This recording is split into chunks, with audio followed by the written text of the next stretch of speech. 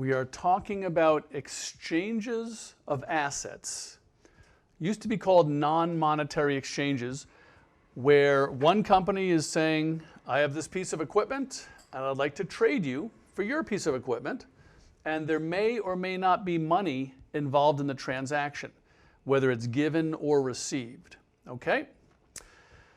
So the first thing we need to identify is whether or not the transaction has commercial substance.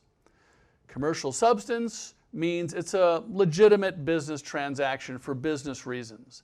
If it lacks commercial substance, the motive for this transaction is suspect, and we're wondering why the companies are doing this. So let's get into a little bit of a more detailed definition.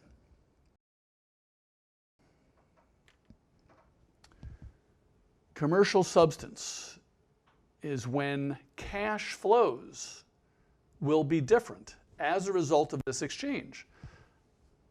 Common examples are trading in an old one for a new one and paying some cash in the process. But it doesn't have to be that. It can be simply two pieces of machinery being exchanged with or without consideration, consideration being cash.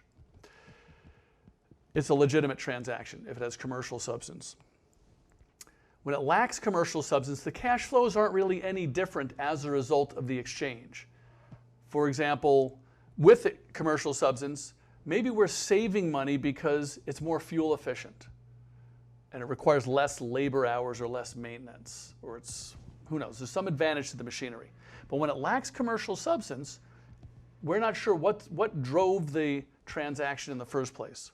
So notice it says, when a transaction lacks commercial substance, it's an attempt by a company to either inflate revenue or to recognize a gain in market value that could not otherwise have been recognized, or some other motive to improve the financial statements. They call it earnings management or window dressing, and needless to say, GAAP prohibits those types of activities.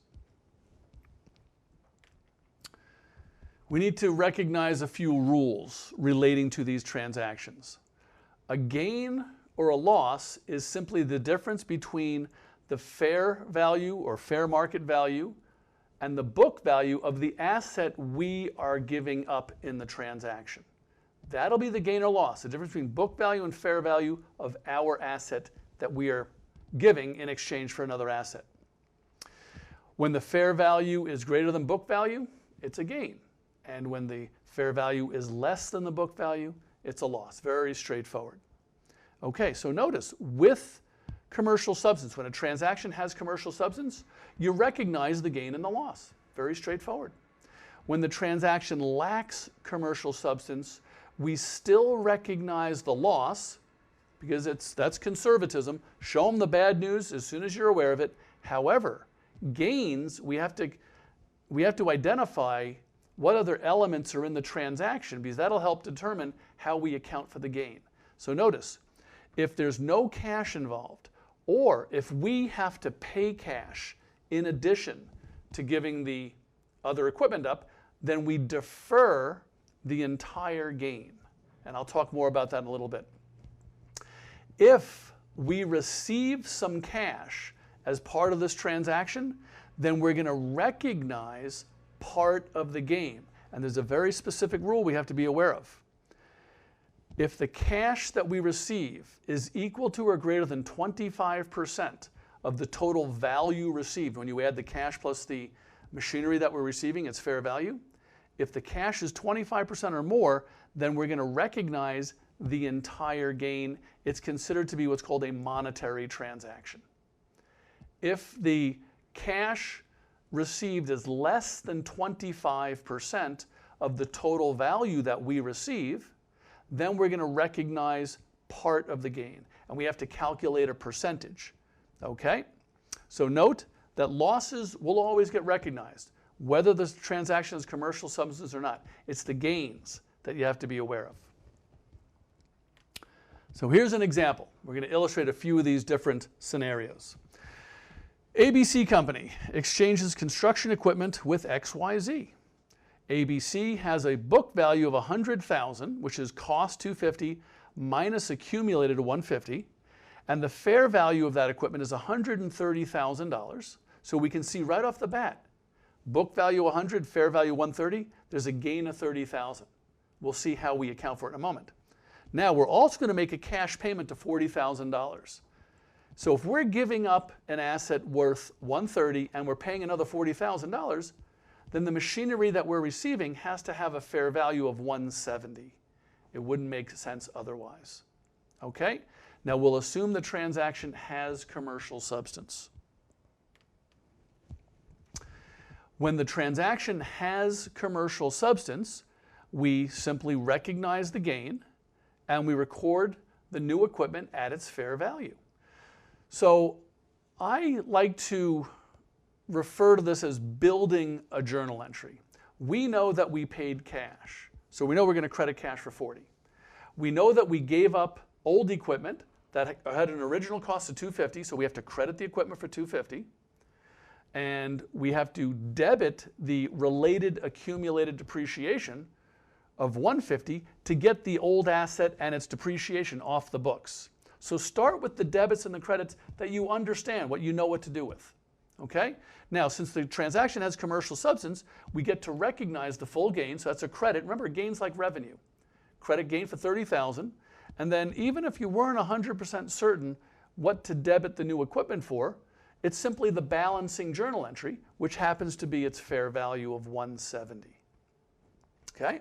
So hit pause, take a look at that, make sense out of it before we move on. We're back, we're moving on, and now the next example is the same information, however the transaction lacks commercial substance. There's no business motive for this transaction other than to enhance the financial statements, so we defer the gain. Remember, if there's no cash involved or if we paid cash, we defer the entire gain. And when we say defer, that means we're not going to recognize it now. We're going to recognize it over the course of the asset's useful life. So let's see the journal entry, and then we'll talk about how we recognize the deferred gain in the future. First, let's, again, do the debits and credits that you understand. We're going to credit cash for 40. We're going to credit the old equipment for 250. And we're going to debit accumulated depreciation for 150,000. And that leaves the balancing entry. The new equipment is going to be recognized at its fair value minus the entire deferred gain of 30,000. Remember, the gain, the difference between book value of 100 and fair value of 130 of the asset given up. We're deferring, we're not recognizing that gain, and the deferred gain is going to be used to reduce the book value of the new equipment. So let's think about this for a moment. We're deferring the gain because the transaction lacks commercial substance. So the book value, instead of being 170, which was the fair value of the new equipment, we're recording it at 140. That's going to result in lower depreciation expense for the new equipment. And over the life of the asset, the lower depreciation is going to result in higher income over the useful life. And that's how the deferred gain gets recognized, through lower depreciation for each year of the useful life of the new equipment. And that's how we'll recognize that $30,000 gain over the useful life of the asset. So we've looked at transactions with commercial substance, and we looked at a gain scenario that we had to defer because either there was no cash involved or we paid cash. The last scenario that we want to look at is a transaction that lacks commercial substance, but there's a gain and we receive some cash. And the rules say that if we receive cash, then the percentage of the total consideration that we receive that is in cash is the percent of the gain that we can recognize, providing it's less than 25% of the total consideration received. If the cash equals 25% or more of everything that we receive, then it's considered a monetary transaction, and we would recognize the full gain even though it lacks commercial substance. So as we'll see in this scenario, that's not the case. So let's take a look at the information. ABC exchanged equipment with XYZ. ABC has a book value of 100, which is 250 minus accumulated of 150, has a fair value of 130, and we, ABC, that's us, we received 20,000 cash. Now, if we gave up an asset that's worth 130,000, we need to receive 130,000 total consideration. So 20,000 in cash, and that means that the fair value of the equipment we receive is $110,000. So we receive a total of 130. So the portion of the gain, and by the way, the gain is fair value minus book value. Fair value is 130 of our machinery minus the book value of 100. We have a $30,000 gain. The portion of that we're going to recognize is the percentage of the consideration that we received that is cash. So let's take a look at that. Okay? Cash, 20,000, is the numerator. The total amount that we received is 20,000 plus equipment with a fair value of 110,000. That's 130. 20 divided by 130 is 15.38%. So that's the percentage of the gain, of the $30,000 gain that we're going to recognize, 15.38%. Okay, so we multiply $30,000 times 1.1538, and we are going to recognize $4,615 of that gain. That also means that we're going to defer the difference between 30,000 and 4,615. We are going to defer $25,385 of the gain. And that $25,385, we're going to subtract from the fair value of the new equipment that we're receiving, and that's going to be the amount that we record as the asset's new basis. Okay, so let's look at the journal entry. We received cash, so we debit cash. We had to get rid of the old equipment, so we credit equipment for $250. We debit accumulated for $150. We're going to recognize $4,615, and then the amount that we're going to record as the value, the book value of the new equipment, is going to be its fair value of $110 minus the deferred gain of $25,385, and that will equal $84,615, and our journal entry will be in balance. Debits will equal credits. Okay? So let's summarize what we've learned about non-monetary exchanges. If the transaction has commercial substance, we recognize gains and losses. If the transaction lacks commercial substance, we always recognize the loss.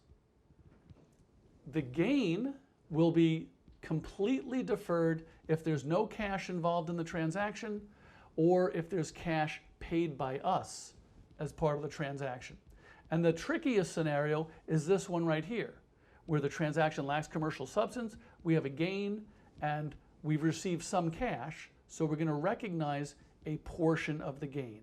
And remember, the portion of the gain that's in cash has to be less than 25%, otherwise we would recognize the full amount of the gain. It's considered a monetary transaction if the cash is 25% or more of the total amount received.